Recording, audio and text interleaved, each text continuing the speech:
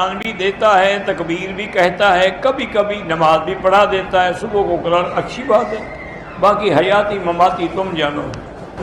اگر کسی کی نماز جنازہ میں 2 تکبیریں رہ جائیں تو جب امام سلام پھیرے تو وہ جلدی جلدی پوری کر لے، اللہ اکبر السلام علیکم۔ بالکل آپ کا بھائی شیعہ ہو گیا ہے، تعلق نہیں، لیکن بات تو کر سکتے ہیں، کوئی بات نہیں۔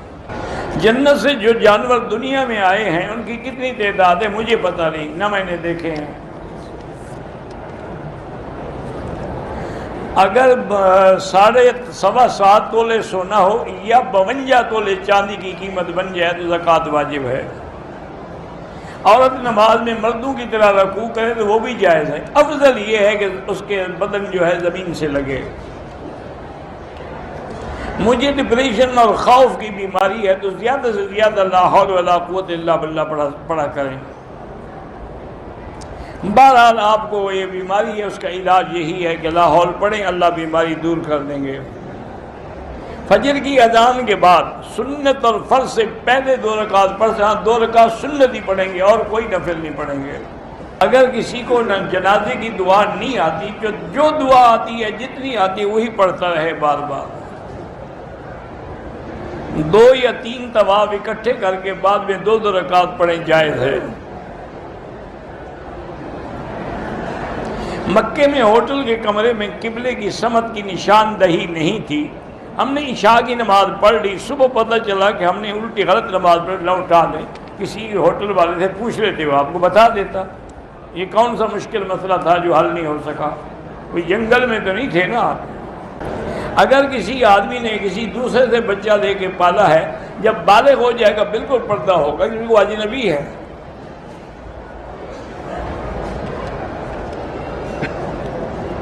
میری بیوی اپنے شوہر کی عزت نہیں کرتی، اللہ اس کو ہدایت دے۔ جو عورت شوہر کی عزت نہ کرے یا اگر وہ بلائے اور نہ جائے تو اللہ کے فرشتے لعنت بھیجتے ہیں اس پر۔ لڑکیوں کے بال کاٹنا ہی نہ جائز ہے تو بیچنا تو بالکل حرام ہے۔ صفا مروہ میں بال کاٹے تو اچھی بات ہے، لیکن ہوٹل میں آ کے بھی کاٹ سکتے ہیں۔ ماں اپنے حصے کے پیسے سے بیٹے اور بیٹی کو برابر کے پیسے دے سکتی ہے زندگی میں، لیکن بہتر یہ ہوتا ہے کہ دونوں کو برابر دے۔ میں نے 3 شادیاں کی ہیں، تینوں ناکام ہو گئی ہیں، تو اب اگر کرو تو پہلے استخارہ کرو، خیر ہو تو کرنا، اگر خیر نہ ہو تو نہ کرنا۔ میرے بیٹے کا حادثہ ہوا ہے، دماغ پہ چوٹ لگی، 5 دن سے بے ہوش ہے، اللہ شفا عطا فرمائے۔ دعا کے بعد ہاتھ جو ہے منہ پہ پھیرنا تفاعل ہے کہ اللہ کی رحمت آ گئی جو ہم اپنے منہ پہ پھیر رہے ہیں۔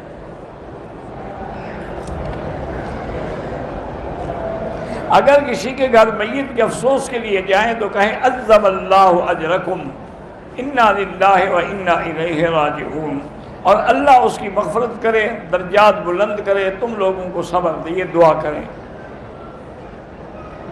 جو بچے مردہ پیدا ہوتے ہیں ان کو نہ جنازہ ہوتا ہے نہ کچھ، بس ان کو کپڑے میں لپیٹ کے دفن کر دیں۔ آپ مجھ سے محبت کرتے ہیں، اللہ جزائے خیر دے۔ طواف کے دوران ہم اگر 4 کل شریف پڑھ کے ثواب بخشیں وہ بھی جائز ہے۔ طواف کے دوران حتیم میں 2 رکعت پڑھنا ناجائز ہے جب تک طواف ختم نہ ہو جائے۔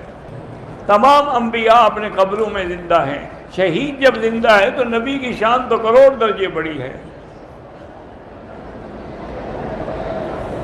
کہتے جی 65 سال کا بندہ 2 شادیاں اور کرنا چاہتا ہے، ٹھیک ہے وہ جانے، اس کا کام چاہیے، کوئی مسئلہ مجھ سے پوچھنے کی کیا ضرورت ہے۔ بیت اللہ کو سب سے پہلے فرشتوں نے تعمیر کیا اللہ کے حکم سے، پھر حضرت آدم کے دور میں تعمیر ہوا، پھر حضرت ادریس کے دور میں تعمیر ہوا۔ طائف اگر چکر لگانے جائیں، واپسی پہ احرام باندھے بغیر آئے تو دم پڑ جائے گی، طائف میقات ہے۔ شار ابراہیم پہ صفیں بن جاتی ہیں، اگر آگے جگہ خالی ہے لیکن صفوف نظر آ رہی ہیں تو نماز ہو جائے گی، نظر نہ آئے تو نماز ہی نہیں ہوگی۔ ہمارے علاقے میں ٹڈی بہت آئی ہوئی ہے، قیامت کی علامت تو نہیں ہے لیکن اللہ کا عذاب تو ہے، فصلوں کو اجاڑ دیتی ہے۔ سورج اور چاند کو جو گرہن لگتا ہے، اللہ پاک اپنے بندوں کو خوف دلاتے ہیں کہ اللہ کے عذاب سے ڈرو۔ اگر اتنے بڑے قرے بے نور ہو سکتے ہیں تو تمہاری کیا حیثیت ہے؟ میری بہن، چھوٹی بہن جو ہے، خوبصورت بھی ہے، پڑھی لکھی بھی ہے، لیکن رشتہ نہیں ہو رہا، 3 دفعہ سورۃ الرحمن پڑھ کے دعا کریں۔ خواتین احرام میں نقاب نہیں لگا سکتی، آگے کپڑا لٹکا سکتی ہیں۔ جو امام سادہ جرابوں پہ وضو کرے اس کے پیچھے حنفی مسلک میں نماز نہیں ہوتی۔ سیدھا صاف کے بعد کوئی اتحاد نہیں ہوتی، اللہ اکبر سیدھا کیا اور اللہ اکبر کر کے بیٹھ گئے۔ پیشاب کرنے کے بعد شک رہتا ہے، شک کو چھوڑ دیں، بس نماز پڑھتے رہیں۔ روزی بڑھانے کے لیے استغفار زیادہ پڑھیں۔ صفا مروہ کے درمیان ہم نے کندھا نہیں ڈھانپا لیکن ڈھانپنا چاہیے تھا، کوئی حرج نہیں۔ طواف کے پہلے 2 چکروں میں اجتماع بھول گیا، بعد میں کیا ہے تو ٹھیک ہے انشاءاللہ، اللہ قبول فرمائے، جرمانہ کوئی نہیں۔ حالت احرام میں سگریٹ پینے سے دم تو نہیں پڑتا لیکن ڈبل حرام ہے۔ اور حالت احرام میں جب وضو کرے گی بالکل اوپر کا کپڑا اتار کے وضو مسح کرے گی۔ اگر ہم مدینے سے واپس آئیں، عمرے کا احرام باندھا ہوا ہے، تھکے ہوئے ہیں، رات کو سو جائیں، صبح عمرہ کریں، کوئی حرج نہیں۔ عمرے کے بعد دوسرا عمرہ اس وقت کریں جب بال کچھ نکل آئیں تاکہ اسرا پھروانے کے قابل ہو جائیں۔ دوران طواف نظر نیچے رکھیں، کعبے پر نظر نہ رکھیں۔ دوران طواف قرآن ہاتھ میں اٹھا کر تلاوت کرنا جائز ہے، لیکن بہتر یہی ہے کہ جو یاد ہے وہ پڑھتے رہو،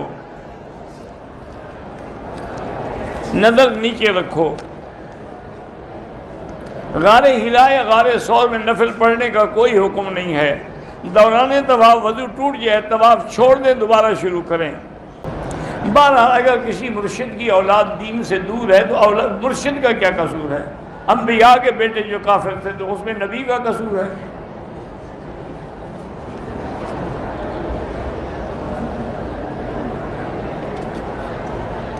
سونے کا نقد رقم 150 رنگٹ، پھر 250 قسطوں پہ نہیں، سونے کا لین دین نقد بنقد فوراً ہو۔ مکروہ وقت میں جنازہ نہ پڑھیں تو افضل ہے، مجبوری ہو تو پڑھ سکتے ہیں۔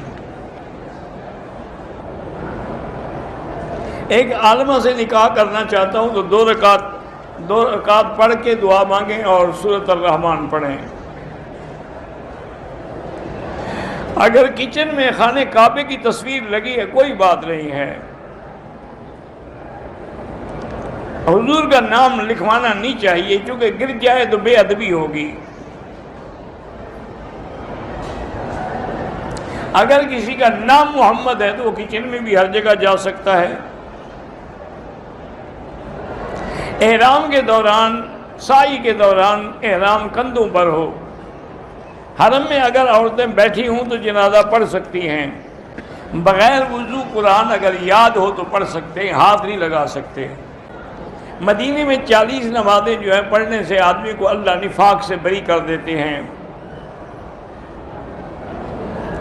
اور اپنے کمرے میں بھی پڑھ سکتی ہے لیکن بہتر ہے کہ حرم میں پڑھے، وہاں تو عورتوں کا بڑا محفوظ انتظام ہے۔ اللہ آپ کو اولاد صالح اور نرینہ اولاد عطا فرمائے۔